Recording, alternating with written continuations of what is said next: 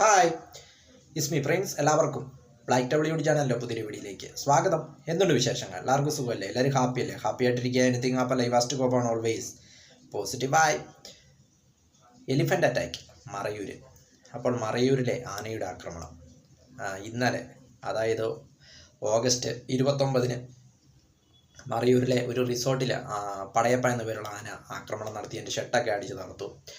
അപ്പോൾ ഇത് സ്ഥിരം കാഴ്ചയായിട്ട് മാറുകയാണ്. മറയൂരിൽ, മൂന്നാറിലും മറയൂരിലുമുള്ള വനമേഖലകളിലെല്ലാം സ്ഥിരം കാഴ്ചയായിട്ട് മാറിക്കൊണ്ടിരിക്കുകയാണ്. അതായത് 5 ദിവസങ്ങൾക്ക് മുമ്പ് ഒരു സ്കൂട്ടർ യാത്രികൻ അത്ഭുതകരമായിട്ടാണ് ആനയുടെ ശല്യത്തിൽ നിന്നും രക്ഷപ്പെട്ടത്. ആ യാത്രക്കാരനെ സ്കൂട്ടറിൽ പോകുമ്പോൾ ആന പിന്തുടരുകയായിരുന്നു. അത്ഭുതകരമായിട്ട് അദ്ദേഹം രക്ഷപ്പെടുകയായിരുന്നു. അങ്ങനെ നിരവധി റിപ്പോർട്ടുകളാണ് മറയൂരിൽ നിന്നും പുറത്തേക്ക് വരുന്നത്. അതായത് ആനകളുടെ ശല്യം സ്ഥിരം രൂക്ഷമാകുന്നു. പണ്ട് ഇടയ്ക്കിടയ്ക്കും ഇത് ഉണ്ടായിരുന്നു. കഴിഞ്ഞ കുറേ കൊല്ലങ്ങളായിട്ട് ഇത് ഇടയ്ക്കിടയ്ക്ക് ഇങ്ങനെ വാർത്തകളിൽ നിറയുന്നുണ്ടായിരുന്നെങ്കിലും ഇപ്പോഴാണിത് കൂടുതലും ശല്യം കൂടിക്കൊണ്ടിരിക്കുകയാണ്. കാരണം കൂടുതലും മേഖലകളായതുകൊണ്ട് തന്നെ വന്യമൃഗങ്ങൾ ഇവിടേക്ക് വരുന്നത് പതിവായി കഴിഞ്ഞു. അതായത് ജനവാസ മേഖലകളിൽ കൂടുതലും ആനകൾ ഇറങ്ങാനായിട്ടുള്ള കാരണം ആയിക്കൊണ്ടിരിക്കുകയാണ്. പടയപ്പ എന്ന പേരുള്ള ആനയാണ് ഇന്നലെ റിസോർട്ടിൽ നാശനഷ്ടം വിതച്ചത്. അതോടൊപ്പം കൃഷികൾ നശിപ്പിക്കുക, മനുഷ്യവാസ മേഖലകളിലേക്ക് ഇറങ്ങുക, ജനങ്ങളെ പേടിപ്പിക്കുക, അങ്ങനെ തുടങ്ങി നിരവധി കാര്യങ്ങളാണ് ഇവിടെ വന്യമൃഗങ്ങൾ ഇവിടെ ചെയ്തുകൊണ്ടിരിക്കുന്നത് മറയൂരിൽ.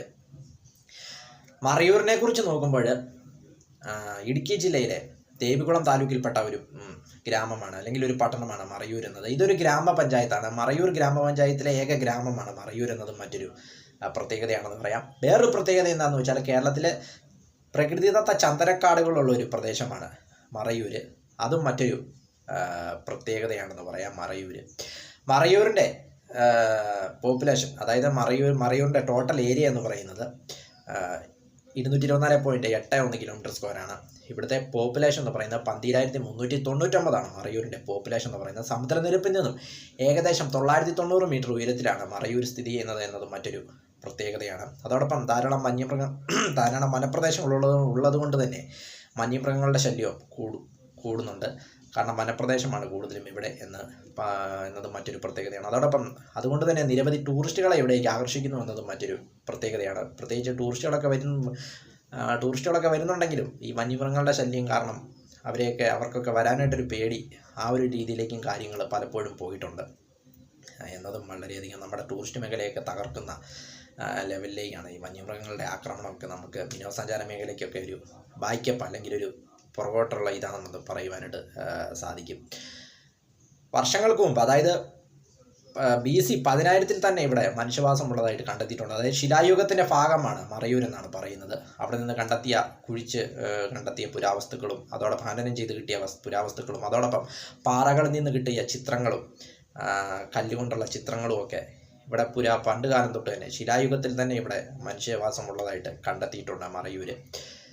അതോടൊപ്പം ഇവിടെ കൂടുതലും തമിഴ് സംസാരിക്കുന്ന ജനതയാണ് ഇവിടെ കൂടുതലും പോപ്പുലേഷനിൽ കൂടുതൽ. അതിന് മെയിൻ കാരണം എന്താണെന്ന് വെച്ചാൽ തമിഴ്നാട്ടിൽ നിന്ന് കുടിയേറി വന്നവരാണ് ഇവർ. അതിന് പ്രധാന കാരണം എന്താണെന്ന് വെച്ചാൽ പണ്ടുകാലത്ത് മധുരയിലെ രാജാവായിരുന്ന തിരുമല നായ്ക്കറിനെ ചന്ദാ സാഹിബ് പരാജയപ്പെടുത്തിയപ്പോൾ അവിടെ നിന്നുള്ള ആളുകൾ ഇവിടേക്ക് കുടിയേറുകയും അവരാണ് ഈ മറയൂർ സ്ഥാപിച്ചതെന്നാണ് ചരിത്രത്തിൽ പറയുന്നത്. അവർ മറയൂർ ഉൾപ്പെടെ ഒരു 5 ഗ്രാമങ്ങൾ സ്ഥാപിക്കുകയും അതിനെ 5 നാടെന്ന് വിളിക്കുകയും ചെയ്തു. മറയൂർ, കാന്തല്ലൂർ, കീഴാലൂർ, അങ്ങനെ തുടങ്ങിയ ഒരു 5 ഗ്രാമങ്ങൾ അവർ സ്ഥാപിക്കുകയും 5 നാടെന്ന് വിളിക്കുകയും ചെയ്തു. അതിലൊന്നാണ് മറയൂർ. അവരാണ് ഈ മറയൂർ സ്ഥാപിച്ചത്. പിന്നീട് ഇന്ത്യക്ക് സ്വാതന്ത്ര്യം ലഭിക്കുന്നു. 1947 ഇന്ത്യക്ക് സ്വാതന്ത്ര്യം ലഭിക്കുന്നു. 1956 കേരള സംസ്ഥാനം രൂപീകരിക്കുന്നു. അതോടൊപ്പം 1972 ഇടുക്കി ജില്ല രൂപീകരിക്കുന്നു. 1972 ജനുവരി 26-നാണ് ഇടുക്കി ജില്ല രൂപീകരിക്കുന്നത്. ഇടുക്കി ജില്ല രൂപീകരിച്ചപ്പോൾ ഇടുക്കി ജില്ലയോട് ചേരുകയായിരുന്നു. അങ്ങനെ മൂന്നാറിൻ്റെ അടുത്തായിട്ട് സ്ഥിതി ചെയ്യുന്നു മറയൂർ. മൂന്നാറിനെ തമിഴ്നാട്ടിലെ ഉദുമൽപേട്ടയുമായി ബന്ധിപ്പിക്കുന്ന SH-17, അതായത് സ്റ്റേറ്റ് ഹൈവേ 17 ഇതുവഴി കടന്നു പോകുന്നു എന്നതും മറ്റൊരു പ്രത്യേകതയാണെന്ന് പറയാം മറയൂരിൻ്റെ.